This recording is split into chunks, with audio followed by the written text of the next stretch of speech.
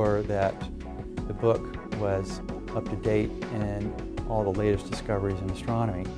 In particular, the new discoveries about dark matter and dark energy, the new discoveries about dwarf planets. Another up-to-date aspect of Introduction to Physical Science is the new telescopes that are being built and used, especially the space telescopes. And in particular, the Kepler Space Telescope has been discovering many new planets, exoplanets we call them, around other stars. And so we have a key feature highlighting that mission. Being up to date is very important in new editions. Things students are aware of happenings and they want to know. And you don't want to study old material, but then, for example, in physics, there's the Fukushima nuclear tragedy and the tsunami. They hear about the Large Hadron Collider and antimatter and so on. And they want to know things about this. And being up to date, studying things, current things, will make them understand what's going to happen in the future, at least have an idea. New to this edition of Introduction to Physical Science is the conceptual question and answer. One example is, what is the date and time at the North Pole?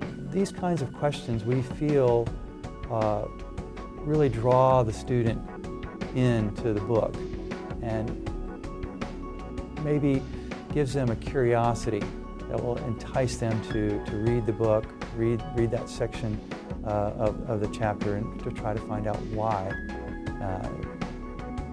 that is. You know, how does that relate to the physical sciences?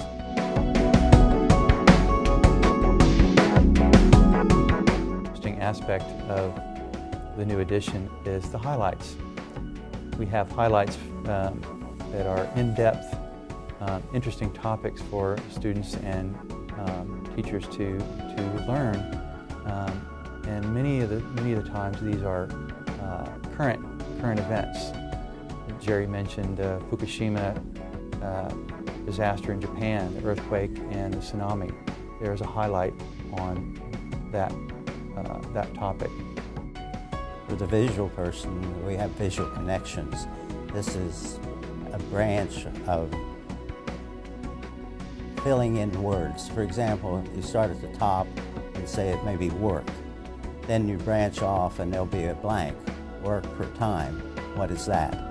Or it might be energy, it'll be two branches off and wants to know the type of energy, kinetic or potential. And then it'll come back together and want to know what's the sum of these, the conservation of mechanical energy. And more end of chapter material we call applying your knowledge. And that's one of my favorite parts of the end of the chapter. These are questions that, what I call thinker questions. Each chapter has some in-depth questions that the answers are not in the book.